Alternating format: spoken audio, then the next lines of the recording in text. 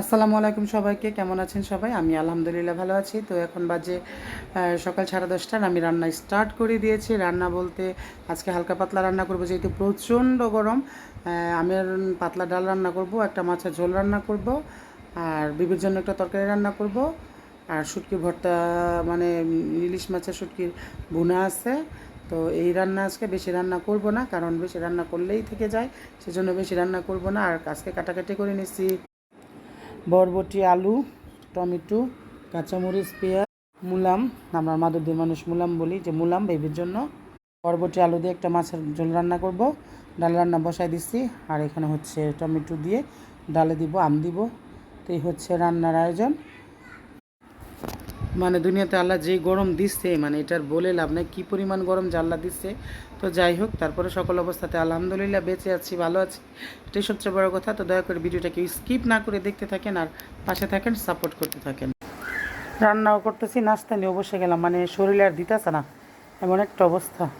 তো ভাবলাম আগে খাবারটা খেয়েই নেই। এই যে কী যে খাই একমাত্র আল্লাহ জানে, মানে একটু গরম বলে বোঝানো সম্ভব না। তাই ভাবলাম সকাল উঠে 1 কেজি শরবত খাইছি, সরি লেবু জল খাইছি, আর এখন এগুলো খাচ্ছি। ওদিকে রান্না বসাই দিছি। দুপুরে খাবার নিয়ে বসে গেলাম। ইলিশ মাছের শুটকি ভুনা, বরবটি দিয়ে মাছ, ডাল, আমের, আর কালকে কিছু তরকারি ছিল, গরম করে নিছি। যে গরম, আসলে খাওয়া খাদ্য কিছুই মানে ভালো লাগে না। এই যে শুটকি ভুনা দিয়ে নিলাম।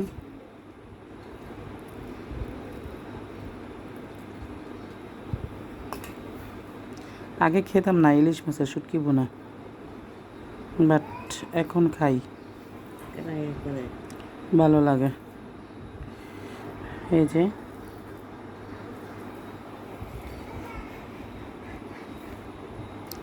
সেই স্বাদ।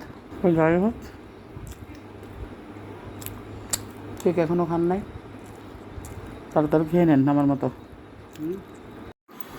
ঘুম থেকে উঠে সন্ধ্যার নাস্তা করার জন্য একটা রুটি ছিল ফ্রিজে, তো ওই রুটিটা ভাইজা নিছি। আর অনেক দিন যাবত আমি আটা রুটি খাই না, কারণ আটা রুটি খাওয়া আমি অলরেডি ছেড়ে দিয়েছি।